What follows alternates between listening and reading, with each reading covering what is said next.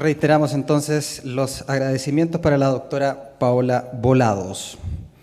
Para continuar, invitamos al escenario ahora a Tatiana Selume. Ella es investigadora principal del Proyecto Anillo, que nos presentará su ponencia titulada Transformaciones regulatorias del agua, límites y posibilidades en el contexto de una nueva Constitución en Chile.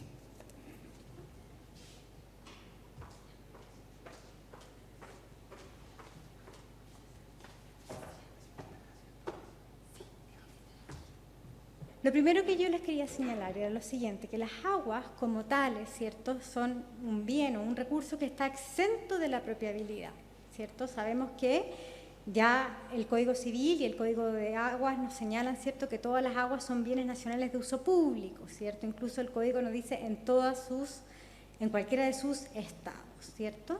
¿Qué quiere decir esto? Que las aguas están publificadas, es decir, no pueden venir los privados y hacer negocios jurídicos con ellas, ¿cierto? Bien, ¿cómo vamos a saber esto y cómo lo vamos a intuir? Lo vamos a intuir a partir de la regulación de las aguas, es decir, vamos a tener que ver cuál es la finalidad la cual se ha tendido a satisfacer mediante la publificación de las aguas. Y vamos a ver que la mayor o la menor extensión del derecho, la posibilidad de que la administración pueda intervenir en él, nos van a dar ciertas luces acerca de cómo opera esta publificación. ¿Bien? Entonces, sabemos que, y eso lo tenemos por las legislaciones antiguas, ¿cierto? Por ejemplo, que la publificación del año 1981, el Código de 1981, tenía un objetivo especial. ¿Cuál era su finalidad o la finalidad de la publificación? Era la asignación y la reasignación de los derechos de aprovechamiento a sus usos de mayor valor, ¿ya? Mientras que ya la de 2023, viene a ser 22, ¿cierto? Perdón, 2022, ¿cierto? Es que se priorice el uso de las aguas para el consumo humano y el saneamiento, se proteja el uso ecosistémico de las aguas y se propenda una mayor intervención administrativa. Entonces, nosotros nos preguntamos por el marco constitucional del derecho para utilizar las aguas, ¿ya? Y nosotros sabemos que en la Constitución del año 80, el constituyente no se quiso pronunciar acerca de la naturaleza jurídica de las aguas, pero sí del derecho de aprovechamiento. Y para ello estableció que los derechos de los particulares constituidos o reconocidos en conformidad a la ley otorgarían a sus titulares la propiedad sobre ellos. ¿En qué se traduce este inciso final tan famoso, ¿cierto?, de la Constitución política, del inciso final del 1924, que es donde está la propiedad? Es que el constituyente lo que quiso fue atribuirle propiedad al derecho de aprovechamiento. ¿Por qué? Porque tenía la Comisión de Estudios de la nueva Constitución, ¿cierto?, dijo que lo más importante era asegurar el derecho, especialmente por la precariedad, ¿cierto?, de los derechos de aprovechamiento constituidos durante la vigencia de la Ley de Reforma Agraria. Ante ese temor dijo que mejor que los derechos, ¿cierto?, quedaran protegidos por la propiedad, ¿ya? Y por eso es que se propietariza el derecho de aprovechamiento. ¿Qué es lo que se pretende por ello? Establecer una reserva legal en torno a la adquisición, las facultades, las limitaciones, las obligaciones del derecho a aprovechamiento. Regular, ¿cierto?, las causales y el procedimiento de indemnización para el caso de expropiación, prevenir los abusos de la administración y de los particulares, estableciéndole un derecho de protección. Y por último, ¿cierto?, proteger la esencia del derecho. Bien, entonces, bajo la lógica de la ley del Código de Aguas de 1981, nosotros nos vamos a encontrar frente a un derecho de aprovechamiento cuyo otorgamiento era arbitrario. Se otorgaba bajo la lógica de un remate cuando habían dos o más solicitudes y no había agua suficiente para abastecerlas todas. Era un derecho indefinido en el tiempo, es decir, era perpetuo. No tenía condiciones de uso ni calidad, no tenía caudal ecológico, por ejemplo. Tampoco tenía causales de extinción, solamente operaba la expropiación. No había priorización para el consumo humano. Habían diversos modos de constitución, tanto los tribunales podían reconocerlos como el SAC, ¿cierto?, como la misma DGA constituirlo. Era un derecho netamente extractivo, no se reconocían los derechos no extractivos. No había una sanción por su uso no efectivo y tampoco estaban obligados al pago de una tarifa. Hoy por hoy tampoco, pero bueno. Bien, entonces, ¿qué es lo que nosotros vamos a acentuar? Que gracias a que existe la función social de la propiedad y está garantizada en la misma Constitución, el propio constituyente nos dio la llave para efectos de poder moldear este derecho de aprovechamiento. La función social de la propiedad confiere un título a la intervención del Estado sobre el derecho a aprovechamiento para adecuar su ejercicio a las necesidades sociales existentes, ¿ya? Y lo interesante es que por medio de la función social no requerimos de indemnizar al titular del derecho a aprovechamiento, porque lo que estamos haciendo es limitándolo. ¿Dónde basamos la función social? En que el derecho de propiedad no solamente es un derecho privativo, sino que también su titular tiene un deber frente a la sociedad. ¿Bien?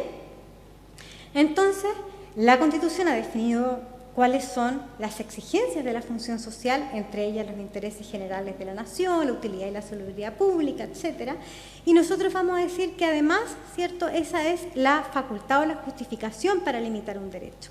Pero también encontramos el límite a los derechos y los encontramos, ¿cierto?, en el contenido esencial. Quiere decir que el derecho a aprovechamiento debe mantener su uso, su goce y su disposición a efectos de que se mantenga como tal. ¿Bien? Y la reforma al Código de Aguas mediante la Ley 21.435 de 2022 se realiza estableciendo nuevas limitaciones a los derechos basándose en la función social. Esto es, no invade el núcleo del derecho a aprovechamiento. El derecho sigue manifestándose como una titularidad privada, respecto de la cual su titular puede usar y gozar de las aguas para los efectos que estime necesarios. ¿Bien? ¿Cuáles son los pilares en que se sustenta la reforma al Código? La primera es la priorización del uso del agua para el consumo humano. La segunda es otorgarle atribuciones a la Dirección General de Aguas para su conservación y para su sustentabilidad.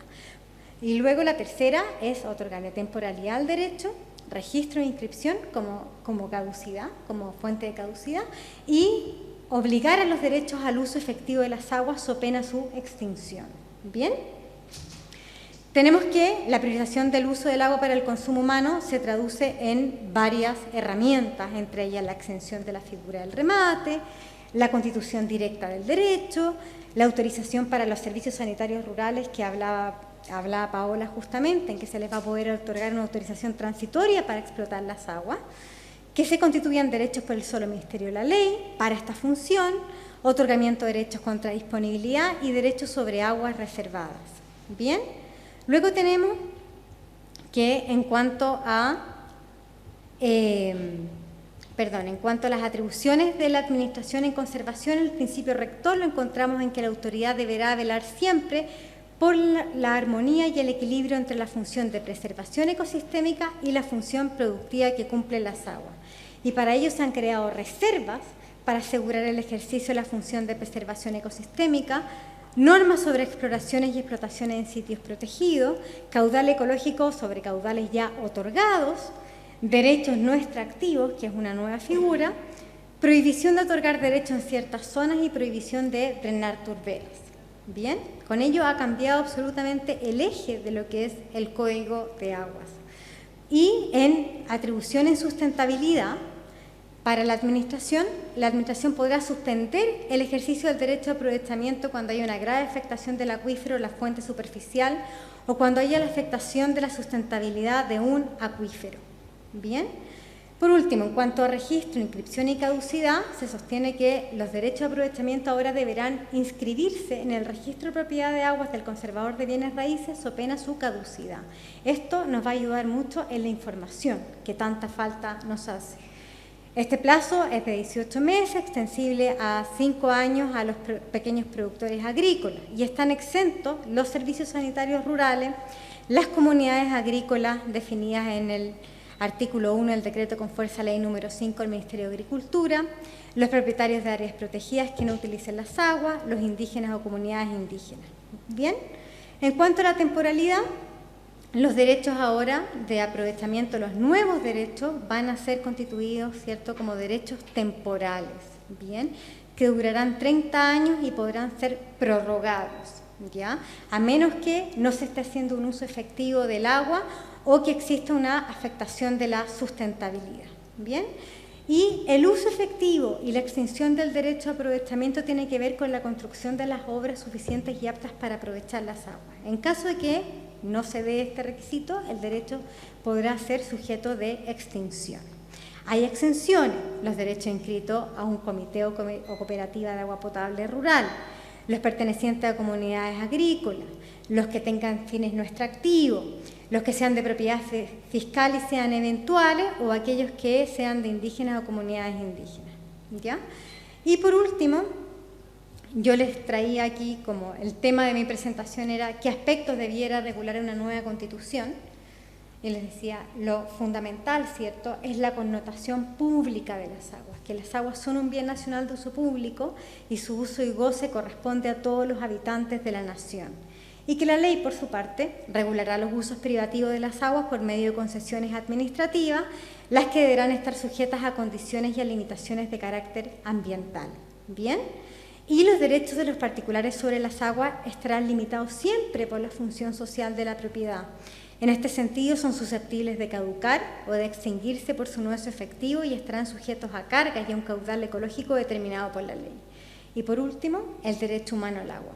La Constitución reconoce a todas las personas el derecho humano al acceso al agua potable y el saneamiento como un derecho humano esencial e irrenunciable que constituye el presupuesto básico para el ejercicio de todos los demás derechos garantizados en la Constitución.